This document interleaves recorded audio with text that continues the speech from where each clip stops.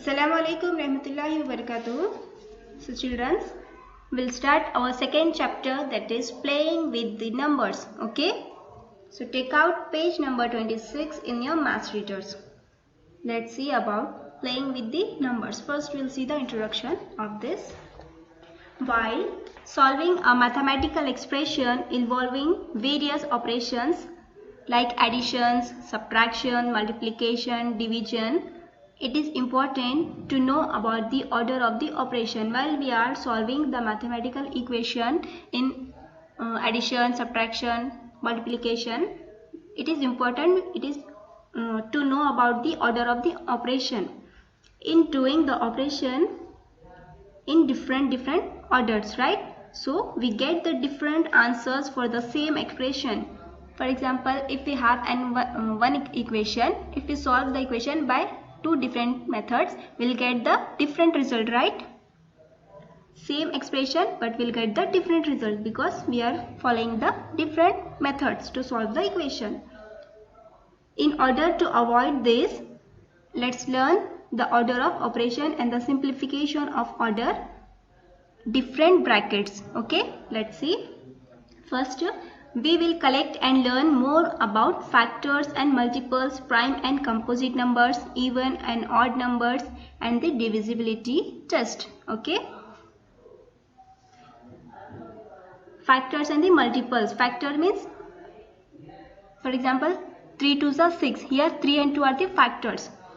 Okay, 3 2s are 6 and the 6 is the multiple of 3 and 2. Then prime and the composite number. Prime number means which has the,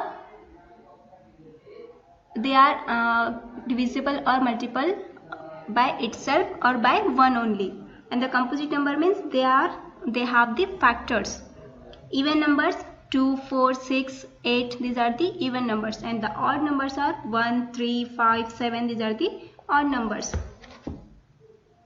And the divisibility means, we'll see the number is exactly divided without any remainder or not. Okay, let's see an example. First, consider a mathematical expression. Here we have the expression, that is 36 minus 6 divided by 3. The question is 36 minus 6 divided by 3.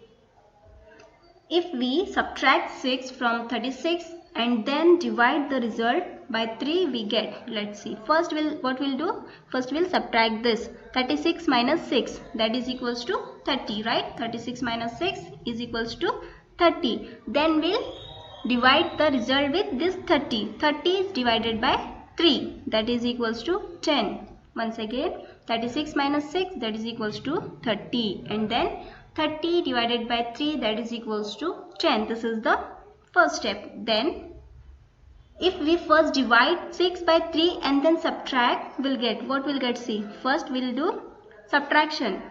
First we'll do the division. 6 divided by 3, that is equals to 2. And then 36 minus 2, we'll subtract it. 32 minus 6, 36 minus 2, that is equals to 34.